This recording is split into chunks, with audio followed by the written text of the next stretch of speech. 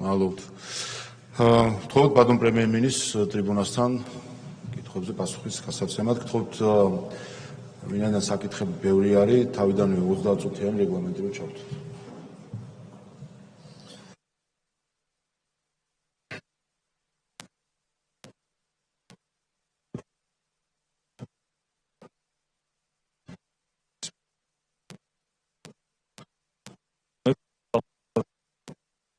ერთზამით ტექნიკური პრობლემაა.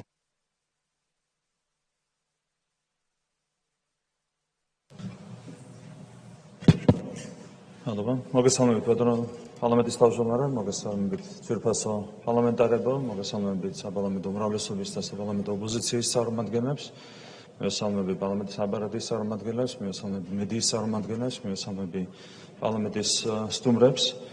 ჩემთვის პატივია წარსდგე თქვენ წინაშე ინტერპელაციის პროცედურის ფარგლებში და გავცე პასუხი იმ აქტუალურ შეკითხვებს, რომელიც დაკავშირებულია ორ ძალიან მნიშვნელოვან თემასთან. არის მაღალი საზოგადოებრივი ინტერესი ამ თემების მიმართ, შესაბამისად მნიშვნელოვანია, რომ საპარლამენტო ფორმატშიც გვექნება ამ საკითხებზე მსჯელობის საშუალება. პირველ რიგში მინდა მადლობა გადაგიხადოთ შეკითხვის ავტორებს აქტუალური თემის წინ წამოწევისთვის და კიდევ ერთხელ გამოთქვა, რა თქმა უნდა, მზადებას, რომ დისკუსიის ფარგლებშიც ყველა ინფორმაცია მოგაწოდოთ ორივე საკითხთან დაკავშირებით შევეცდები მაქსიმალურად ამომწურავად გავცე პასუხი თითოეულ დასმულ შეკითხვას. გადავალ პირდაპირ საქმეზე, პირველ რიგში შევეხები, რა თქმა უნდა, ინვესტიციის თემას, რომელიც არის დაგეგმილი ჩვენს ქვეყანაში და რომელთან დაკავშირებითაც გაშლილია საკმაოდ ფართო პოლიტიკური დისკუსიაც.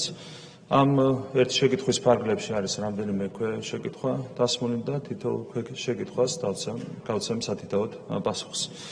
რაც შეეხება თვითონ ხელშეკრულების არსს და შინაარსს, ხელშეკრულების ხარებს, მინდა კიდევ ერთხელ განმარტო, რომ ამ ხელშეკრულებას ჰყავს ორი მხარე.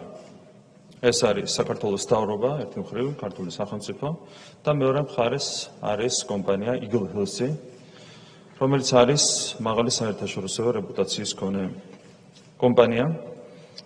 საქართველოს მთავრობის სახელმწიფოს წილი საერთო კომპანიაში არის 33.3%, ხოლო Eagle Hills-ის წილი კომპანიაში არის 66.7%. დაახლოებით 1:2 პროპორციით ნაწილდება წილი ამ კომპანიაში საქართველოს სახელმწიფოსა და კომპანია Eagle Hills შორის. რაც შეეხება უშუალოდ ამ კომპანიის საერთაშორისო რეპუტაციას, ამასთან დაკავშირებითაც მოვისმინეთ უამრავი სპეკულაცია, უწუნებენ რეპუტაციას ამ კომპანიას, თუმცა მე ხშირად მისაუბრია უცხოელ ბიზნესმენებთან, პოტენციურ ინვესტორებთან ამ თემასთან დაკავშირებით და ყველა გამოხატავს განსაკუთრებულ, ასე ვთქვათ, ინტერესს ამ ინვესტიციის მიმართ გამომდინარე იქიდან, რომ ნებისმიერი ქვეყანა ნატრულობს ასეთი მაღალი რეპუტაციის მქონე კომპანიის შესვლას ამა თუ იმ სახელმწიფოში. და ამას აქვს თავისი კონკრეტული მიზეზი. როდესაც Eagle Hills-ი, MR Eagle Hills-ის ერთი კომპანია, როგორც მოგეხსენებათ, ერთი ოპერირებს დუბაიში, მეორე აბუ-დაბიში, თავისი არსით ეს არის ერთეგიო კომპანია.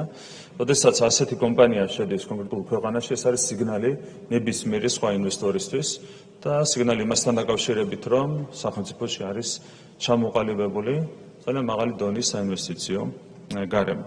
შესაბამისად, რა თქმა უნდა, საქართველოში Eagle Hills-ის შემოსვლას ექნება თავისი შემდგომი ეფექტი ქვეყანაში ინვესტიციების მოზიდვის კუთხით. მე მინდა შეგახსენოთ, რომ MR Eagle Hills-ი ეს არის ეგრეთ წოდებული დუბაის სასწაულის შემოქმედი. სწორედ MR-ის და Eagle Hills-ის მიერ განხორციელებული პროექტების შედეგად გაიზარდა რამდენჯერმე დუბაის არამხოლოდ ტურისტული, არამედ საერთო ეკონომიკური პოტენციალიც. და საუბარია ასეთი ტიპის კომპანიაზე, რომელსაც ძალიან მძიმე, მათ შორის ბიზნეს წარსულის და პოლიტიკური წარსულის მქონე ადამიანები უწონებენ რეპუტაციას. საზოგადოებისთვის ალბათ ყველაფერი ნათელია ამასთან დაკავშირებით. როდესაც გაივლით დუბაის ცენტრში, ნახავთ, რომ სწორედ ამ კომპანიის აშენებულია შენობების დაახლოებით 80%, მათ შორისაა მსოფლიოში ყველაზე მაღალი შენობა ბურჯ ხალიფა. გასაგებია, როგორიც არის ამ კომპანიის საერთაშორისო რეპუტაცია, თუმცა ახაც კი ახერხებენ ამ საინვესტიციო პროექტის ოპონენტები, რომ რეპუტაცია დაუწუნონ კომპანია Eagle Hills და კომპანია MRS.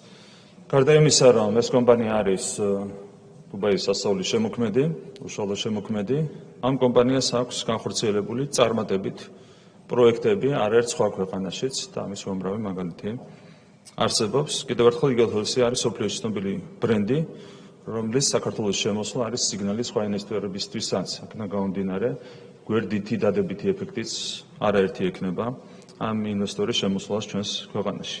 რაც შეეხება მხარეების ვალდებულებებს, ამასთან დაკავშირებით საზოგადოებას უკვე გავაცანით დეტალური ინფორმაცია. პირველ რიგში ფუძდება ერთობლივი კომპანია, როგორც უკვე თქვა, წილის მე-13 ეკუთვნის ამ კომპანიაში საქართველოს სახელმწიფოს, 2/13 ეკუთვნის კომპანია Eagle Hills და ხაზი უნდა გაესვას ერთ გარემოებას, რომ როდესაც საქმე ეხება ურთიერთობებს და ვალდებულებებს, საქართველოს სახელმწიფო თავის თავზე არ იღებს არავითარ ფინანსურ ვალდებულებას, არავითარ ფინანსურ გარანტიას ან რაიმე არასტანდარტულ პირობას პარტნიორი კომპანიის სასარგებლოდ. ქართული სახელმწიფო მთლიანად არის დაცლილი ვალდებულებებისგან. ჩვენ შევდივართ მიწის ნაკვეთებით ამ პროექტში და სახელმწიფოს არ აქვს არავითარი ვალდებულება, არავითარი გარანტიის ვალდებულება, მათ შორის პარტნიორი კომპანიის მიმართ. რაც ძალიან მნიშვნელოვანია, ბუნებრივია იმისათვის, რომ მთლიანად ხელშეკრულების შინაარსზე შევიქმნათ საერთო წარმოდგენა. რაც შეეხება ინვესტორის ვალდებულებას, ინვესტორი იღებს ვალდებულებას სრულად უზრუნველყოს პროექტის დაფინანსება და განახორციელოს პროექტის მენეჯმენტი. ანუ ვალდებულებები მთლიანად არის პარტნიორი კომპანიის მხარეს. კიდევ ერთხელ არავითარი ვალდებულებები, არავითარი ფინანსური გარანტია და არავითარი სპეციალური პირობები პარტნიორი კომპანიისთვის. რაც ძალიან მნიშვნელოვანია, როდესაც საუბარია ხელშეკრულების შინაარსის გამჭვირვალობაზე. რაც შეეხება იმას, თუ რატომ აქვს მინიჭებული ამ ხელშეკრულებას კომერციული საიდუმლოების სტატუსი.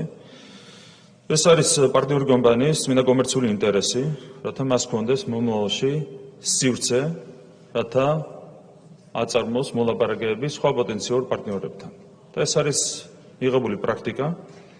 ეს პრაქტიკა ეფუძნება საქართველოს კანონმდებლობას ერთი მხრივ და მეორე მხრივ ეს პრაქტიკა ეფუძნება საერთაშორისო პრაქტიკას. მე მინდა ასევე მოგახსენოთ სტატისტიკის თაობაზე, გასული 10 წლის განმავლობაში კომერციული საიდუმლოების სტატუსი მიენიჭა საქართველოს მთავრობის მიერ ეკონომიკის სფეროში, მხოლოდ ეკონომიკის სფეროში გაფორმებულ 1554 ხელშეკრულებას. მათ შორის არის ცნობილი ანაკლიის ხელშეკრულება და სწორედ ის ადამიანები, რომლებიც თავის დროზე ითხოვდნენ ანაკლიის შესახებ ხელშეკრულების გასაიდუმლოებას, დღეს იწუნებენ იმ ფაქტს, რომ არ არის გასაჯაროებული კომპანია Eagle Hills-თან დადებული ხელშეკრულება. კიდევ ერთხელ 1554 ხელშეკრულება მარტო ეკონომიკის სფეროში გვაქვს, რომელსაც მიენიჭა კომერციული საიდუმლოების სტატუსი. ასევე მაგალითად ჯანდაცვის სფეროში შეგვიძლია ავიღოთ ხელშეკრულებები, კომერციული შინაარსის ხელშეკრულებები, რომლებიც გაფორმდა 2020 წელს COVID-ის დროს. 10-ვე ხელშეკრულება, რომელიც არის დადებული კომპანია Pfizer-თან, Sinopharm-თან, Sinovac-თან, არის კომერციული საიდუმლოების სტატუსის ქვეშ. რაც არის მიღებული პრაქტიკა და ამ პრაქტიკას აქვს კიდევ ერთხელ თავისი მიზეზი, თავისი საფუძველი. თავი მიზეზი არის კომპანიის კომერციული ინტერესი.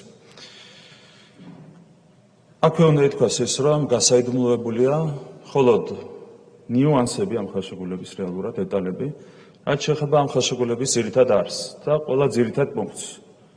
რეალურად ყველა ძირითადი პუნქტის შესახებ საზოგადოებას ჩვენ გავაცანით დეტალური ინფორმაცია. რა თქმა უნდა კომპანიასთან შეთანხმებით.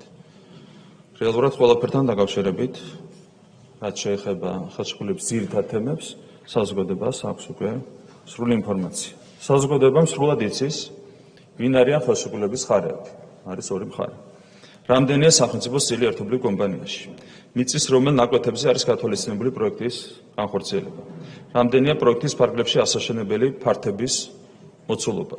რამდენია კომპანიის მიერ დაგეგმილი მოგება რა წულ შეიტანს პროექტი საქართველოს ეკონომიკაში, რა თანხა შევა ბიუჯეტში პროექტის განხორციელების შედეგად, გადასახადების თუ დივიდენდის სახით, რამდენი დროებითი თუ მუდმივი სამუშაო ადგილი შეიქმნება პროექტის განხორციელების შედეგად. ეს ყველა დეტალი არის საზოგადოებისთვის ცნობილი და ამასთან დაკავშირებით ჩვენ გამომდინარე მაღალი საზოგადოებრივი ინტერესიდან გავაცანით სრული ინფორმაცია საზოგადოებას. გარდა ამისა, მიწის საკითხთან დაკავშირებით ჩვენ საზოგადოებას განვმარტეთ, რომ პროექტი ხორციელდება ჯამში დაახლოებით 850 ჰექტარ ფართობზე, აქედან წანისის ტერიტორია არის დაახლოებით 600 ჰექტარი ფართობი და რაც შეეხება გონიოს ტერიტორიას, ეს არის დაახლოებით 250 ჰექტარი ფართობის ტერიტორია. აქაც გვესმის 1000 გვარი სპეკულაციები, მაგალითად ერთ-ერთი საყვარელი ფრაზა, აქაც ჩანს კოორდინაცია, ერთი და იგივე რამეს იმეორებს სხვადასხვა პოლიტიკური პარტიის სხვადასხვა წარმომადგენელი და ამბობენ მაგალითად, რომ ეს ტერიტორია არის ქვეყანა მონაკოზე 4-ჯერ მეტი. არ ვიცი, ხა ვისზე შეიძლება იმოქმედო ასეთი სპეკულაციური განცხადებებით, ყველა ძალიან კარგად მოიხსენება საქართველოში, რომ მონაკო არის ეგრეთ წოდებული ჯუჯა სახელმწიფო, ასე უწოდებენ ამ ქვეყნებს და მათ შორისაც არის ყველაზე პატარა სახელმწიფო. სინამდვილეში ეს არის ძალიან პატარა ქალაქი და შედარება მონაკოს ტერიტორიასთან არის სასახად, რა თქმა უნდა, სპეკულაციური. სხვანაირად რომ დაგანახოთ არასპეკულაციურად, რა არის მაგალითად რწანისის ფართობის წილი თბილისის ფართობთან მიმართებით, არის 120-ჯერ ნაკლები ტერიტორია თბილისის საერთო ფართობთან შედარებით, ხო? რა თქმა უნდა, სპეკულაციებს ჩვენ თავიდან უნდა მოვერიდოთ სპეკულაციებს და ყველას მოუწოდებ, მათ შორის ჩვენს ოპონენტებს, რომ ასეთი მარტივი იაფასიანი სპეკულაციებით მოეცდებიან რაც არასწორი აღქმების შექმნან მიწის ნაკვეთებთან დაკავშირებით. რაც შეეხება თვითონ მიწის ნაკვეთების სტატუსს, თანამესაკუთრედ რჩება საქართველოს სახელმწიფო. და რაც შეეხება მიწის გასხვისების შესაძლებლობას, პარტნიორ კომპანიას არ აქვს მიწის გასხვისების არავითარი შესაძლებლობა. ეს არის ერთობლივი კომპანიის თანასაკუთრება და კომპანიას არ აქვს ამ მიწის გასხვისების შესაძლებლობა. ერთადერთი დანიშნულებით შეიძლება იყოს გამოყენებული ეს მიწა, ეს არის ამ კონკრეტული დეველოპერული პროექტის განხორციელება. ეს არის გარანტირებული ხელშეკრულებით, რომელიც არის დადებული სახელმწიფოსა და კომპანია GeoHills შორის. ორივე ნაკვეთი არის არასასოფლო სამეურნეო დანიშნულების მიწა, რომელსაც მშენებლობის დასრულების შემდეგ ავტონომიური დატვირთვა ბუნებრივია აღარ ექნება და ეს მიწა იქნება დამაგრებული შესაბამის შენობა ნაგებობებზე. ანუ ცალკე მიწას ავტონომიური დატვირთვა ბუნებრივია არ ექნება, იმიტომ ეს არის კიდევ ერთხელ არასასოფლო სამეურნეო დანიშნულების მიწა. ანუ მარტივად რომ შევეჯამოთ, ერთ-ერთი მესიჯია ამ პროექტის ოპონენტების ის, რომ ქართული მიწა იყიდება უცხოელებზე, ძალიან მარტივად შეიძლება ითქვას, რომ არავითარი ქართული მიწა უცხოელებზე არ იყიდება. ძალიან მარტივია აქ გზავნილი, რომელიც შეგვიძლია საზოგადოებას გაუზიაროთ. შეიძლება დაისვას კითხვა ამდენი დეტალის პირობებში რა დარჩა არასაჯარო. რეალურად განსაკუთრებული არაფერი. არავითარი არსებითი პუნქტი ამ ხელშეკრულებიდან არ არის საზოგადოებისთვის უცნობი. და მე მინდა გთხოვოთ თქვენ პარლამენტარებს, შეგიძლიათ თქვენ თეორიულად წარმოიდგინოთ რაიმე პუნქტი, რაც შეიძლება იყოს შეტანილი ამ ხელშეკრულებაში და რომელთან დაკავშირებითაც გსურთ ინფორმაციის მიღება, ხო? ერთ-ერთი ასეთი თეორიული საკითხი წამოჭრა ერთ-ერთი პარტიის წარმომადგენელმა მან ეჭვ გამოთქვა, რომ მეჩეთების აშენება არის გათვალისწინებული ამ ხელშეკრულებით. თუნდაც ასეთი თეორიული კითხვები შეგიძლიათ დასვათ.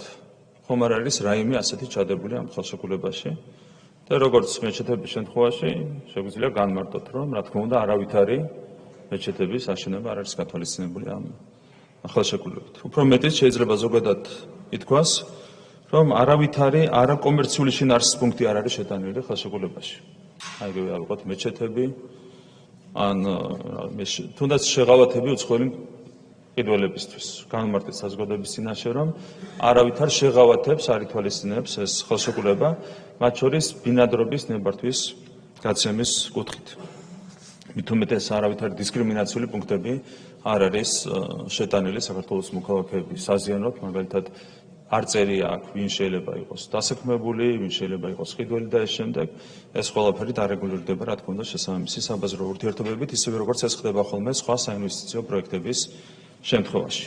თქვენ შეგიძლიათ ნებისმიერი თეორიული შეკითხვა დასვათ, თუ არის რაიმე თეორიული პუნქტი, რაც შეიძლება იყოს შეტანილი ამ ხელშეკრულებაში, რომელიც თქვენი აზრით შეიძლება იყოს საზიანო სახელმწიფოსთვის, ჩვენი მოქალაქეებისთვის, შეგიძლიათ დასვათ შეკითხვა და მარტივად გიპასუხებთ. რეალურად ყველა არსებითი საკითხი, რაც არის გათვალისწინებული ამ ხელშეკრულებაში, საზოგადოებისთვის არის ცნობილი და გამომდინარე მაღალი საზოგადოებრივი ინტერესებიდან ეს ინფორმაცია პირადად მეც გაუზიარე საზოგადოებას.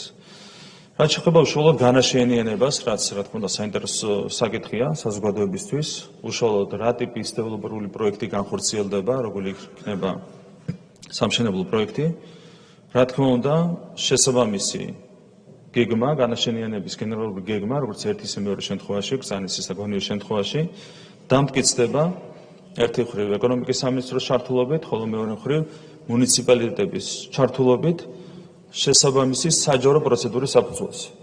ანუ საზოგადოება უკვე მას შემდეგ, რაც შემუშავდება კონკრეტული განაშენიანების გეგმები, მიიღებს სრულ ინფორმაციას იმასთან დაკავშირებით, თუ რა შენდება და კიდევ ერთხელ ამან უნდა გაიაროს მაგალითად საკრებულოს პროცედურები, საჯარო განხილვები და ეს შემდეგ.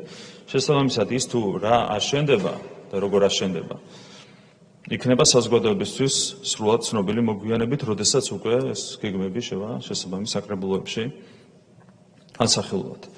რაც შეეხება გამწვანების საკითხს, აქაც 1000 სპეკულაციური განცხადება მოვისმინეთ, თითქოს თბილისი დაკარგავს თავის ფილტვებს და ასე შემდეგ. ჩვენ განვმარტეთ საზოგადოებას და კიდევ ერთხელ შეგვიძლია მკაფიოდ განვმარტოთ, რომ არათუ არ შემცირდება გამწვანების არეალი, პირიქით გაიზრდება მწვანე სივრცეების მოცულობა ბრძანისის ტყეპარკის მიმდებარედ, პირიქით გაიზრდება. რაც შეეხება გონიოს საერთოდ არ არის გამწვანებული და ის სივრცე, სადაც საერთოდ არ არის მწვანე ნარგავები დღეს რეალურად გამწვანდება და თანამედროვე სტანდარტების შესაბამისად კეთილ მოეწყობა. აქედან გამომდინარე, არათუ არ შემცირდება მწვანე სივრცეების მოცულობა გონიოში და ბრძანიში, პირიქით ეს სივრცეები გაიზრდება. რაც შეეხება ბრძანისის ტყეპარკს, რომელსაც ყავდა ძალიან ცოტა სტუმარი, გამომდინარე მძიმე მდგომარეობიდან, რომელიც ტყეპარკში არის შექმნილი 90-იანი წლებიდან მოყოლებული. ტყეპარკი საჯაროებდა რეაბილიტაციას, ისედაც თბილისის მერიას ჰქონდა წინასწარი გაანგარიშება რეაბილიტაციის სამუშაოებისთვის და ღირებულება, რეაბილიტაციის სავარაუდო ღირებულება იქნებოდა 158 მილიონი ლარი, რაც უნდა დახარჯულიყო სახელმწიფო ბიუჯეტიდან, საჯარო ბიუჯეტიდან. რეალურად რაც უნდა დაეხარჯა ბიუჯეტს, იმას გააკეთებს უკვე კომპანია იგელჰილსი პროექტის ფარგლებში, რომელთან დაკავშირებითაც დაიდო საინვესტიციო ხელშეკრულება. და კიდევ ერთხელ, არათუ არსებულის რეაბილიტაცია განხორციელდება, ამ სივრცეს დაემატება ახალი მწვანე სივრცეები. და თუ ადრე ძალიან ცოტა თბილისელი და ჩვენი თანამოქალაქე სტუმრობდა ბრძანისის ტყეპარკს, რეალურად ყველას ექნება, ესეც მნიშვნელოვანი ასპექტია. ეს სივრცე იქნება აბსოლუტურად ღია ყველა თბილისელისთვის და ყველა ჩვენი თანამოქალაქისთვის. და დღევანდელი მდგომარეობის ნაცვლად იქ მისვლა იქნება ძალიან სასიამოვნო თითოეული თბილისელისთვის და ესეც იქნება ამ ხელშეკრულების ერთ-ერთი ძალიან მნიშვნელოვანი დადებითი გვერდითი ეფექტი. ასევე პროექტის განხორციელებისას, რა თქმა უნდა, განხორციელდება უშუალოდ სტრატეგიული გარემოს დაცვითი შეფასება, გარემოს ეროვნული სააგენტოს, სხვა შესაბამისი უწყებების მიერ, რაკაც იქნება დაცული კანონით გათვალისწინებული შესაბამისი პროცედურები, მათ შორის განმავლობა ითვალისწინებს საჯარო განხილვებს და ამ შემდეგ. ამიტომ ეკოლოგიის ნაწილშიც ყველანაირად იქნება უზრუნველყოფილი სახელმწიფო ინტერესების დაცვა. არის თუ არა პროექტი მომგებიანი, ამასთან დაკავშირებითაც მოვისმინეთ სპეკულაციები, ზოგადად ჩვენს ოპონენტებს უჭირთ მათემატიკა, როგორც საარჩევნო ისე საინვესტიციო მათემატიკა. ჩვენ თქვით საზოგადოებისთვის, რომ სახელმწიფოს დივიდენდი ამ პროექტიდან იქნება ჯამში დაახლოებით 2 მილიარდი ლარი. შესაბამისად, რადგან ჩვენი არის 1/3 იგელჰილსის 2/3, შესაბამისად იგელჰილსის დივიდენდი იქნება დაახლოებით 4 მილიარდი ლარი, რაც არის დაახლოებით 1,5 მილიარდი დოლარი. ანუ იგელჰილსი დებს ამ საინვესტიციო პროექტში ჯამში 6,6 მილიარდ დოლარს და ელოდება 1.5 მილიარდის წმინდა მოგებას. ანუ ინვესტიციიდან ამონაგები, ეგრეთ წოდებული IRR არის დაახლოებით 23%. თქვენ შეგიძლიათ გადამოწმოთ და ოპტიმალურ ამონაგებად მიიჩნევა 25%-მდე ასეთი ტიპის დეველოპერული პროექტებისათვის. ანუ 25%-მდე თუ გაქვს ამონაგები, ითვლება, რომ ეს არის კარგი მოგება შესაბამის ინვესტორისთვის, კომპანიისთვის.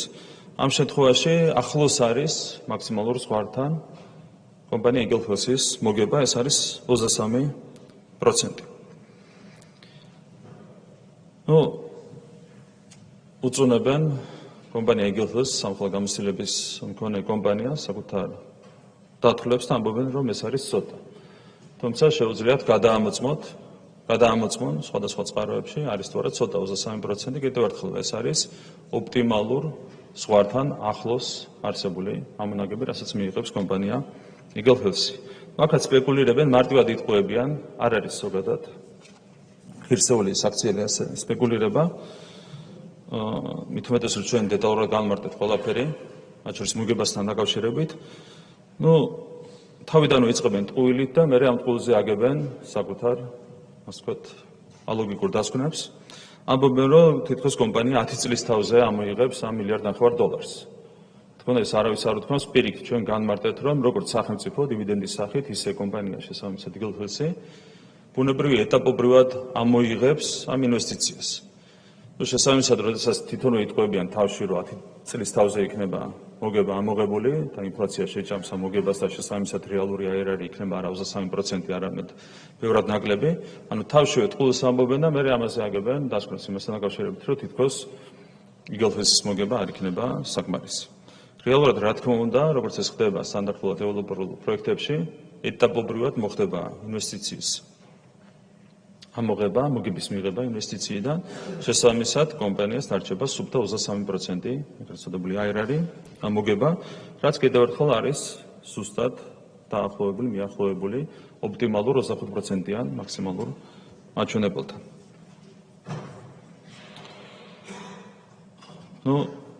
ოჰამად ალაბარს და კომპანია Eagle Hills ასწავლიან კიდევ ერთხელ ძიმე პოლიტიკური და ბიზნეს წარსულის მქონე ადამიანები მოგების ამოღებას საკუთარი ინვესტიციებიდან, რა თქმა უნდა, ეს არის ღიმილის მომგვრელი ფაქტი.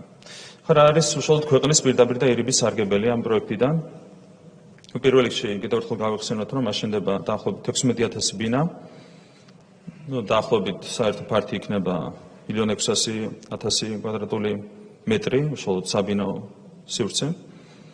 აქედან დაახლოებით 7,000 ბინა სახლი აშენდება თბილისში და დაახლოებით 9,000 გონიოს ტერიტორიაზე. ასევე აშენდება სასტუმროები 1,400-ზე მეტი სასტუმრო ნომრით და დაახლოებით $700 მილიონი დაიხარჯება ამ ნაწილში. და თქვენ შეგიძლიათ წარმოედგინოთ, რამხელა ტურისტული ეფექტი ექნება ტურიზმის განვითარებისთვის ამხელა ინვესტიციას უშუალოდ სასტუმროების მიმართულებით. და მთლიანი ეფექტი საქართველოს ეკონომიკაზე იქნება დაახლოებით $11 მილიარდი, რაც არის ძალიან დიდი მაჩვენებელი დამეთანხმებით. მე მინდა შეგახსენოთ, რომ წელს პირველად ისტორიაში გადაცდება ჩვენი მთლიანი შიდა პროდუქტი, ჩვენი ეკონომიკა $100 მილიარდ.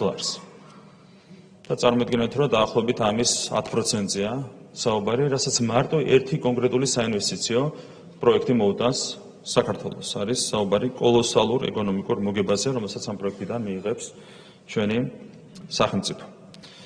რაც ხდება გადასახადებს, აქაც კიდევ ერთხელ მინდა განმარტო ის, რაც საზოგადოებას განუმარტეთ. სხვადასხვა გადასახადიდან, ეს არის მოგების, დამატებული ღირებულების, საშემოსავლო გადასახადი, ძირითადად ეს სამი სახეობა. სახელმწიფო ბიუჯეტში შევა პროექტის განხორციელების მანძილზე დაახლოებით $5 მილიარდი, რაც 10 წელიწადზე რო გადავიანგარიშოთ, ანუ ეს არის მაქსიმალური ვადა. გამოდის წელიწადში $500 მილიონი.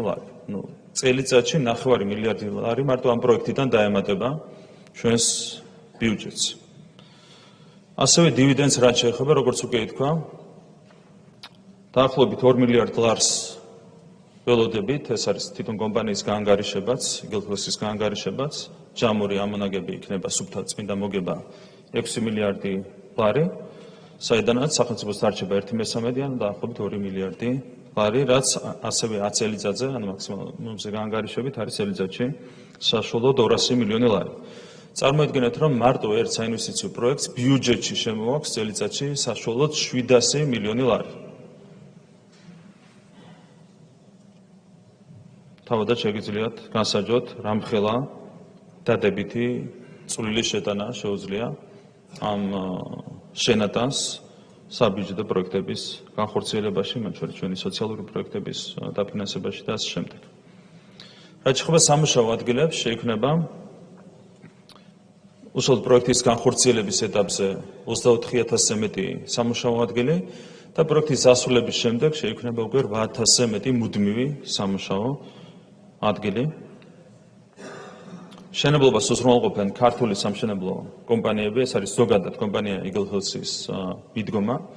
ისინი ოპერირებენ ადგილობრივი კომპანიების მეშვეობით და ისინი გეგმავენ დააკონტრაქტონ სწორედ ქართული კომპანიები და შესაბამისად ქართული კომპანიები ბუნებრივია მაქსიმალურად დაასაქმებენ საქართველოს მოქალაქეებს შესაბამისი პროექტების განხორციელების დროს და შესაბამისად ეს პრაქტიკა, რა თქმა უნდა, თავისუფლად შეიტანს ბიზნეს სექტორის განვითარებაშიც საქართველოში. რაც შეეხება მიგრაციულ გავლენას, ერთერთხელ გავიხსენოთ, რომ დაახლოებით 16,000 ბინა სახლი აშენდება ორივე ტერიტორიაზე და გახსოვთ, რომ Eagle Hills-ის დამფუძნებელმა ბატონმა ალაბარმა განაცხადა, რომ ის ვარაუდობს დაახლოებით 60%-ის გაყიდვას საერთაშორისო კლიენტებზე. ეს განცხადება ეფუძნება ამ კომპანიის პრაქტიკას და იმას, რომ კომპანიას აქვს კარგად აწყობილი მარკეტინგული ქსელი მსოფლიოს მასშტაბით. მან წარმოაჩინა ეს როგორც დამატებითი ეკონომიკური ეფექტი, რაც მეტია უცხოელი მყიდველი, მით მეტია გარედან ეკონომიკაში შენატანი. თუმცა ჩვენი მოლოდინი ამ შემთხვევაში ცოტა განსხვავებულია. საქართველოში არის დღეს ასეთი სტატისტიკა, როდესაც შენდება ბინები, დაახლოებით 80%-ს ყიდულობენ საქართველოს მოქალაქეები და 20%-ს ყიდულობენ უცხო ქვეყნის მოქალაქეები. და ჩვენ ვფიქრობთ, რომ ამ პროექტის მაჩვენებელიც იქნება დაახლოებით იგივე, ყოველ შემთხვევაში ახლოს 80%-იან მაჩვენებელთან. ეს არ არის მხოლოდ ჩვენი ზოგადი ლოგიკური დასკვნა.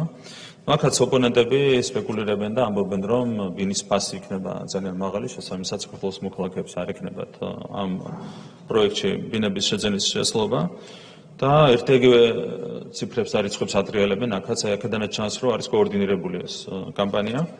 აცხადებენ, რომ $12,000 ეღირება ბინა ამ ტერიტორიებზე, გონიოში და კრწანისში, რაც არაფერს არ ეფუძნება. ანუ უცბად მოიფიქრეს $12,000 და კოორდინირებულად ერთ-ეგივეს ლაპარაკობენ სხვადასხვა პარტიის წარმომადგენლები. ერთი და იგივეს ამბობს, ველო და ალტენფრო და ნაცმოძრაობა და ყველა ეს პარტია.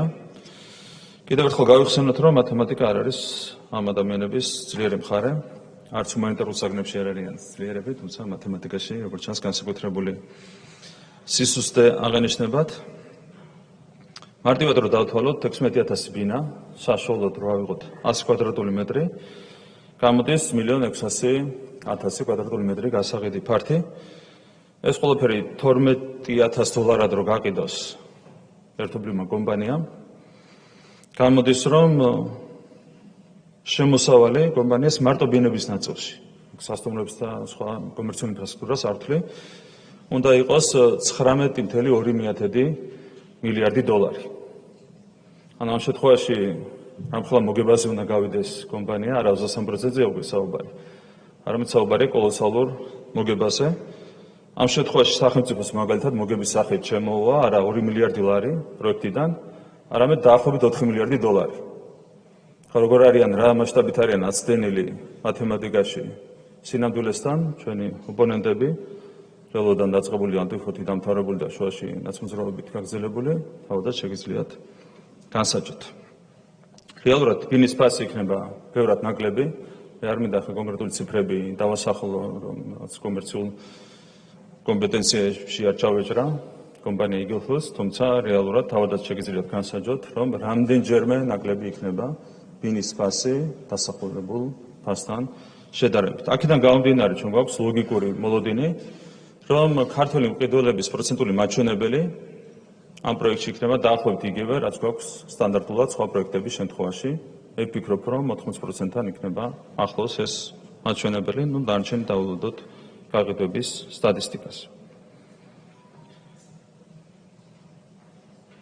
შესაბამისად, ცალსახად შეიძლება ითქვას, რომ არავითარი არაბული, რუსული თუ გერმანული ქალაქები არ შენდება, შენდება რეალურად ორი ულამაზესი უბანი, თბილისისა და ბათუმის მიმდებარედ, ეს იქნება ამ პროექტის საბოლოო შედეგი.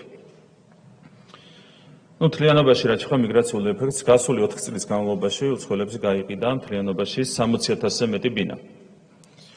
და კიდევ ერთხელ შემიძლია მკაფიოდ განვაცხადო, რომ ამას დემოგრაფიაზე არავითარი არსებითი გავლენა არ მოუხდენია და ამას განაპირობებს ის საიმიგრაციო პოლიტიკა, რომელიც აქვს ჩვენს ქვეყანას.